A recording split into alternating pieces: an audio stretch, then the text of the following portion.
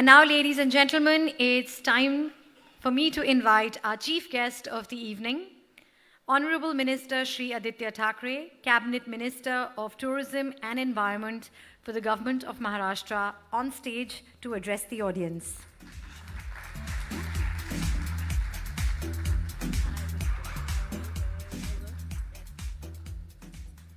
Thank you. Good evening to everybody. It's extremely difficult to be speaking after Dr. Mashelkar sir here and Jayanji with his, very deep insight into what is happening around the world and how India can lead the world in terms of climate action.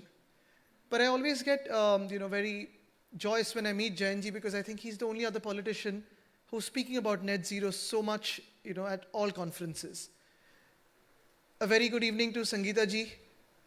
She mentioned about our close ties and, even though I call her G here, she's normally Sangeeta auntie on text. So that, Sajan ji, to you, Partha ji, Mashelkar sir, the jury, all of you.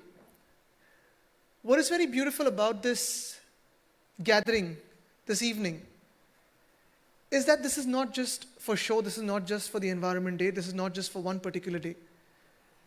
I see very often, and especially as Environment Minister now, that each year for the last 3, 4, 5 years, we're getting more and more invites to different occasions and events on that particular day, 5th of June, where you're running from one place to another, just trying to take a broomstick in your hand, click a picture here, move to another one, pick up a few things of trash on the beach, move to another one, some song and done somewhere, move to another one.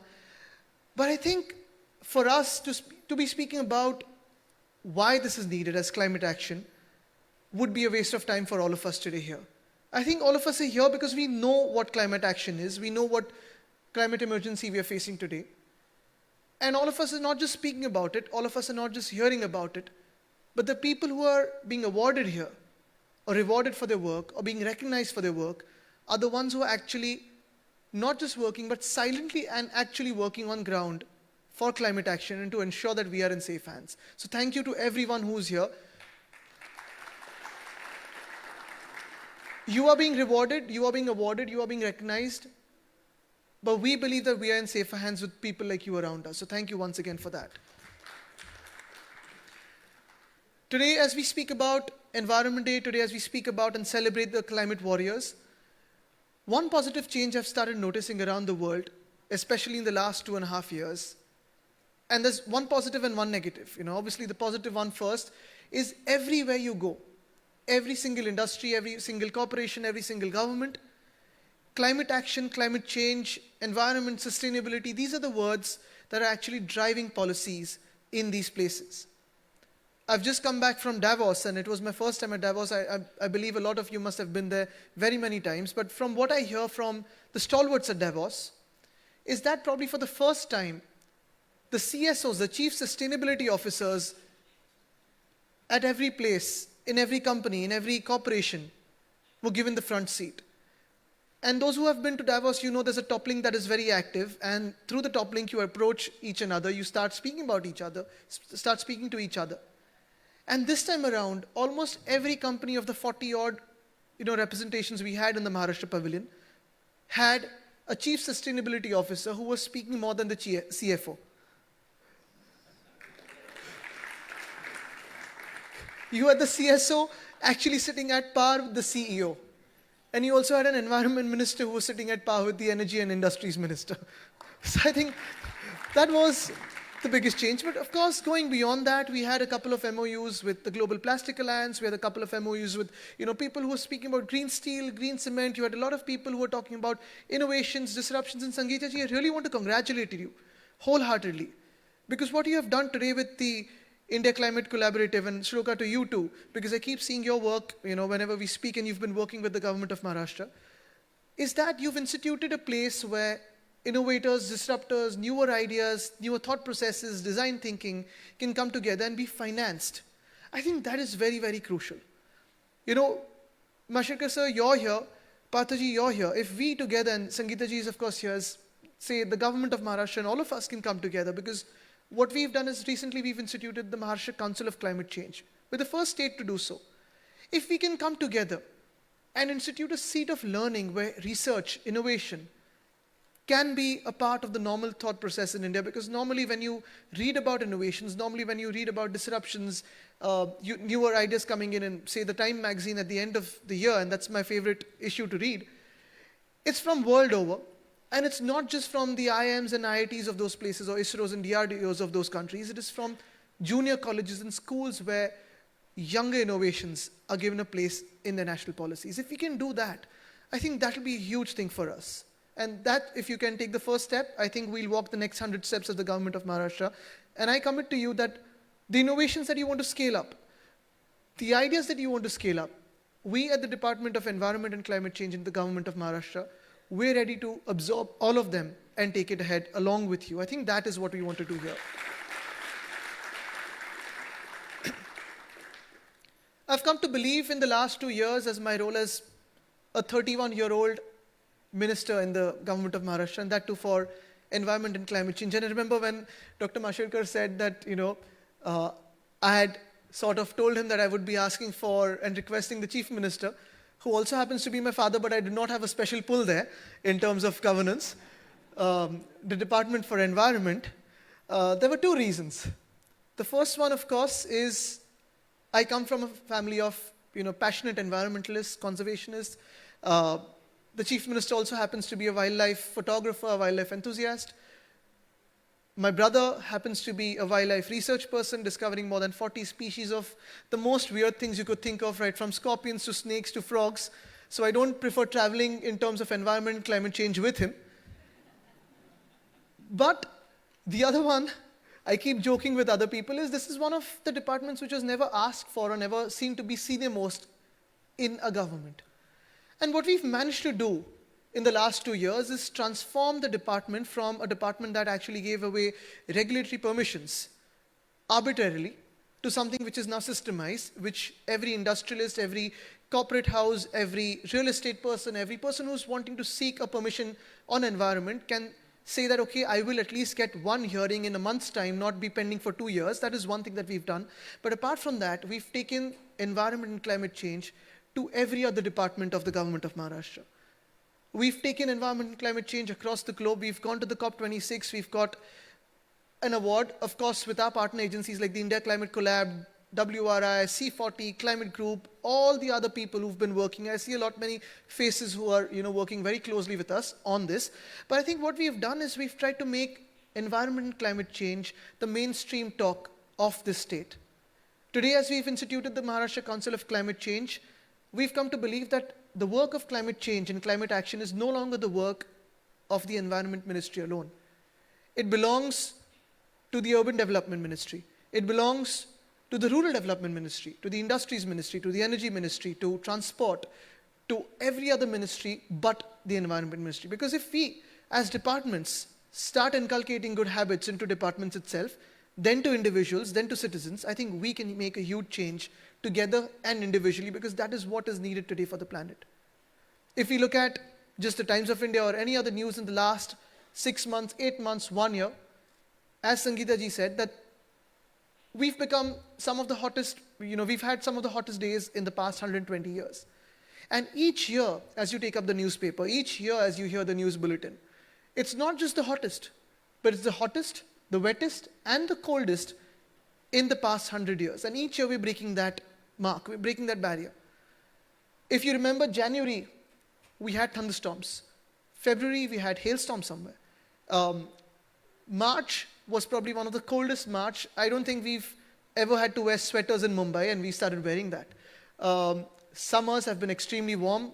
I went to a couple of places, be it Vidarbh, be it even Nasik, be it even Thane rural. And obviously I went to drought-hit areas. We had to go there, give water. That is one thing that we've started with, piped water to the homes. All of that goes on, but the fact of the matter is when you check your temperature, it is 43 degrees Celsius, 44 degrees Celsius.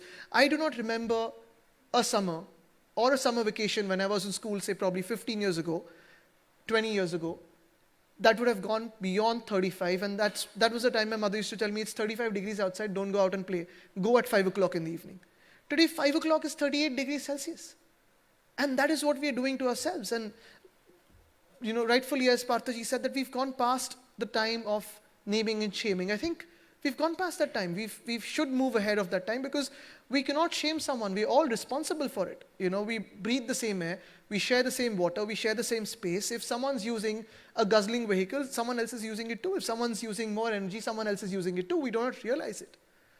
I think it's time for us as governments, as corporates, as industry houses, as individuals, as NGOs, and I call them co-government organizations rather than non-government organizations because it's, you've got to work together. It's time for us to name an aim. What is the aim we can have? What is the agenda setting we can have? And what is the goal we can hit by 2030, by 2040, by 2050? If we start thinking together as a country, it'll be a lot easier for the world because wherever I go, everyone's looking towards India. And not just because, we have a duty towards the planet. Of course we do. We have a duty towards ourselves. But the sheer scale that India brings to the table, the population, the scalability of products, the scalability of design things, the scalability of what we can achieve for the world, I think that is very important. And I've always believed that for India, it's extremely important and easy to move towards a climate-friendly world for two reasons. Important because if you look at the vulnerability index, just take the 3 years of news reports, be it the cyclones that have hit us. We've never been hit by a cyclone or a storm in Mumbai for the past whatever years and whatever centuries, and that is why we were the good bay, that is why we were the trading base. We've been hit by 3 cyclones in 2 years. We've faced hailstorms, we've faced heat waves. The amount of vulnerability we face in terms of landslides, flash floods, cold waves is huge, and the impact that will be on our country is huge, and that is why we need to start off. But the impact we can have, 138 crore people can have on the world is equally huge. I think that is where we need to start off. For India, I've always said it's sort of going back to the roots. If you look at what India was hundreds of years ago, and if you want to go into philosophy, we were a nature-worshipping country. We worship the 5 elements of nature. The moment we've made these 5 elements of nature into idols and brought them into our own worship spaces, be it temples, be it churches, be it mosques, be it our homes, that is where we actually started polluting those sources of energy, 5 elements of nature, and we started praying to gods in our own homes. It's often said that when we look at climate action, it is for the next generation. And I think it was okay for us to say that about 30 or 40 years ago. It is no longer okay for us to say that today, because we're not doing this for the next generation, we're doing this for ourselves. If we were wearing a mask to protect ourselves from COVID for today and tomorrow, what prevents us from climate action for today and tomorrow? We're not thinking of something which is 2030, 2040. We do not have the luxury of time, even though this is called the decade of action, this is called the last decade. I think this is the year of action. We need to start off today.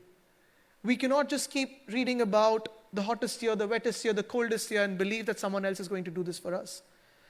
And if we believe that we're doing this for us, and we believe we're doing this for the planet, we're doing this to save the world, I think the world will easily go on without us. It can go on without the human race. Because billions of years ago, you had another species on this planet that roamed the planet, thought it was the most powerful, and was wiped out in a minute, and those were the dinosaurs. And the world went on beautifully well. I think probably you come to think of us, you come to think of what we're doing to the planet today, the world will go on very beautifully without all of us. We're chopping trees, we're doing everything that we shouldn't be doing to the planet. Think of what we are polluting the planet with. We're not polluting the planet with something which is extraterrestrial. We're not polluting the planet which is something brought from the moon or the Mars.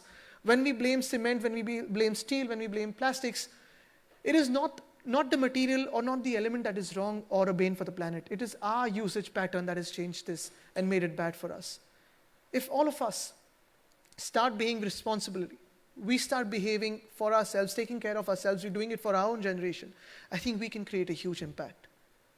I'm not going to drag this any further, but I'm just going to say this, that on my part, as someone who's 31 years old, and since Dr. Mashelkar also mentioned about the government of Maharashtra and Maji Vasundhara, Sangeeta ji, I'm going to, of course, formally invite you, although a little late in the day, but for day after tomorrow. And what we essentially are doing is not preaching to the world. And what is beautiful about this, and we are following your footsteps, you've done this for 10 years, we've started it right now, we're doing baby steps, but we are starting to look inwards, and we are trying to do a little change of action, a little bit of, tweaking in our own governmental perspective of how we can audit ourselves. Can we audit ourselves on the 5 elements of nature? What are our divisional commissioners doing? What are our collectors doing? What are our municipal commissioners doing? CUZPs doing? And we have 82 awards for 5 elements of nature and the actions for it. I think that is what we've instituted. We've achieved quite a lot in the year 2020, 2021. We are hoping to achieve quite a lot in the coming year. But this is just the beginning. For us, steps like 10,000 electric buses for the city of Mumbai are extremely crucial in terms of sustainability. And when I speak about sustainability, just to leave a thought in your mind, and I'm going to speak about only one thing, not going to speak about the hundreds of and thousands of acres of mangroves that we've protected or the nature reserves that we're creating, because that will be subsequently out as well. But when we speak about 10,000 electric buses in the city of Mumbai by 2026, as of today, in the 75 years history of the BST, we've never really hit profits or surplus ever, because it is a public transport. We run on flat fares, 5 rupees, 5 kilometers, 10 rupees, 10 kilometers, 15 rupees, 15, and anything beyond 15 kilometers is 20 rupees. We cannot afford to change this fare, because the moment we have a single rupee increase, we will have people on the streets. And it is actually for the poorest of the poor to the richest of the rich to use the public transport. But we're adding quality to it. We're adding sustainability to it. We're making electric buses, bringing 10,000 electric buses to a city. But not just sustainability in terms of environment. Not just sustainability in terms of environment, but we may, in terms of our projections, actually hit surplus or profit in the next 2 years because of the electricity rates. And I think that was the point that even Jayanji was trying to make, that in terms of environment, when we look at green growth, this is a moment for India. This is a moment for all of us to actually look at A, saving ourselves, and B, creating a green economy, not losing out on green industry, green growth. This is the moment for India. This is the moment for all of us. Thank you. Jai Hind, Jai Maharashtra.